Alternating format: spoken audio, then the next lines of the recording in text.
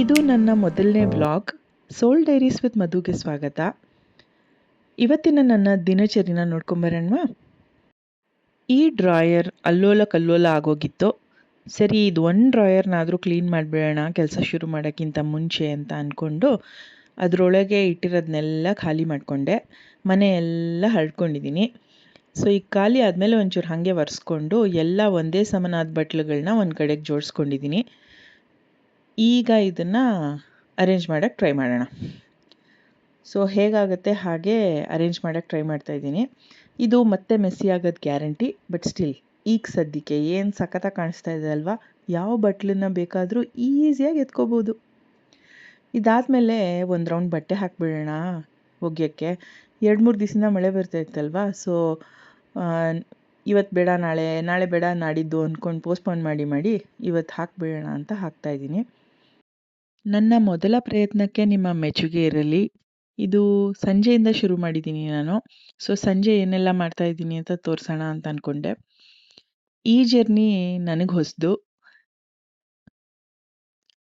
ಸರಿ, ಇದಾದಮೇಲೆ ಮಲ್ಗಕ್ಕೆ ಮುಂಚೆ ಕಿಚನ್ ಎಲ್ಲ ಒಂದ್ಸಲಿ ಕ್ಲೀನ್ ಮಾಡಿಬಿಡೋಣ ಅಂತ ಅಂದ್ಕೊಂಡೆ. ಇದು ಮನೇಲೇ ಮಾಡಿದ್ದು ಕ್ಲೀನರು.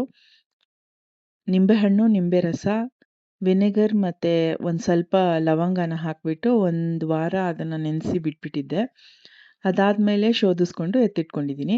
ಅದನ್ನು ಹಾಕೋದ್ರಿಂದ ಇರುವೆ ಅಥವಾ ಬೇರೆ ಯಾವ್ದಾರ ಸಣ್ಣ ಸಣ್ಣ ಹುಳುಗಳು ಎಲ್ಲ ಬರಲ್ಲ ಕಿಚನ್ಗೆ.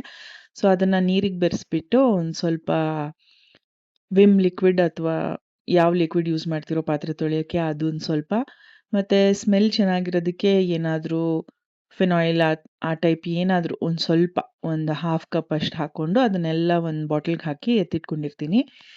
ಸೊ ಅದನ್ನೇ ಸ್ಪ್ರೇ ಮಾಡಿ ಕ್ಲೀನ್ ಮಾಡ್ಕೊತೀನಿ. ಈಗ ನೈಟು ಒಂದಷ್ಟು ನೆನೆಯಕ್ಕೆ ಹಾಕ್ಬಿಡ್ತೀನಿ, ಇದನ್ನು ಬೆಳಗ್ಗೆ ತಿನ್ನೋಕ್ಕಾಗತ್ತೆ ಅಂತ. ಇದರಲ್ಲಿ ಏನೇನಿರುತ್ತೆ ಅಂದರೆ ಒಂದು 5 ಬಾದಾಮಿ ಮತ್ತು ಒಂದು ಸ್ವಲ್ಪ ಮೆಂತ್ಯ. ಇದಿಷ್ಟನ್ನು ನೆನೆಸ್ಬಿಡ್ತೀನಿ. ಬೆಳಗ್ಗೆ ಎದ್ದು ಅದ್ರ ನೀರನ್ನ ಸಮೇತ ಕುಡಿದು ಬಾದಾಮಿದು ಸಿಪ್ಪೆ ಬಿಡಿಸ್ಬಿಟ್ಟು ತಿಂತೀನಿ. ಮೆಂತ್ಯ ಕಾಳನ್ನು ತಿಂತೀನಿ, ಅದರ ನೀರನ್ನು ಕುಡಿತೀನಿ.